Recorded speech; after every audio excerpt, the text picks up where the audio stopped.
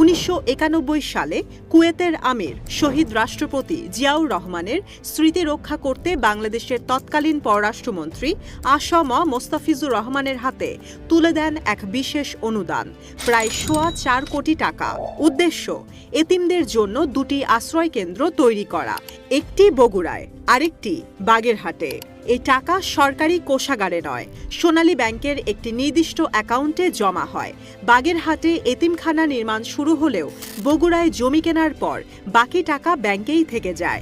1 পয়সাও নড়চড় হয়নি, বরং সুদে আসলে তা প্রায় দ্বিগুণ হয়েছিল। কিন্তু রাজনীতির কুটিল খেলায় সেই ট্রাস্টকেই বানানো হয় ষড়যন্ত্রের হাতিয়ার।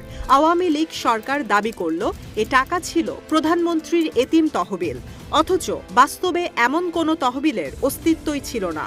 কুয়েত সরকার পর্যন্ত লিখিতভাবে জানিয়েছিল তাদের অনুদান ছিল জিয়া পরিবারের মাধ্যমে, সরকারের কাছে নয়।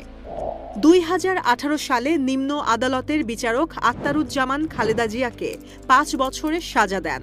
আদালতে দেওয়া তার এক জবানবন্দিকে বিকৃত করে প্রচার করা হয়। খালেদা জিয়া নিজেই দুর্নীতির কথা স্বীকার করেছেন, অথচ আসল জবানবন্দিতে তিনি প্রশ্ন করেছিলেন, দুর্নীতি আমি করেছি? হাইকোর্টে আপিল গেলে সেই সাজা দ্বিগুণ করে দেওয়া হয় 10 বছরে।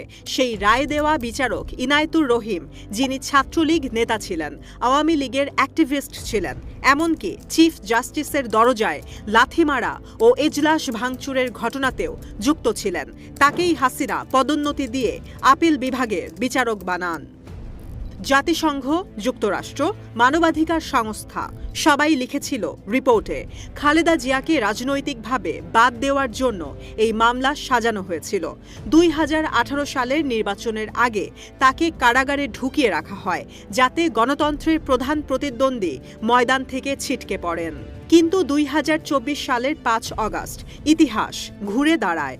ছাত্র জনতার অভ্যুত্থান, স্বৈরতন্ত্র বিরোধী ঝড়, সবকিছুর ভেতর দিয়ে ভেঙে পড়ে ফ্যাসিবাদের দেয়াল। আর আজ দেশের সর্বোচ্চ আদালত ঘোষণা দিয়েছে জিয়া অরফানেজ মামলার সাজা ছিল সাজানো, ভিত্তিহীন। বেগম খালেদা জিয়া বেকসুর খালাস।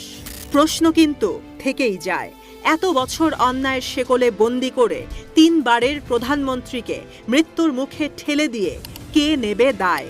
কে ফিরিয়ে দেবে তার হারানো দিনগুলো? আর যারা রাষ্ট্র ক্ষমতার ইঙ্গিতে বিচারের নামে প্রহসন চালিয়েছে, তাদের কি কখনো বিচারের কাঠগড়ায় দাঁড় করানো হবে, নাকি এই ক্ষত চিরকাল ইতিহাসের বুকেই খোদাই হয়ে থাকবে? এ ছিল পলিটিকা বাংলার বিশেষ প্রতিবেদন, সত্য।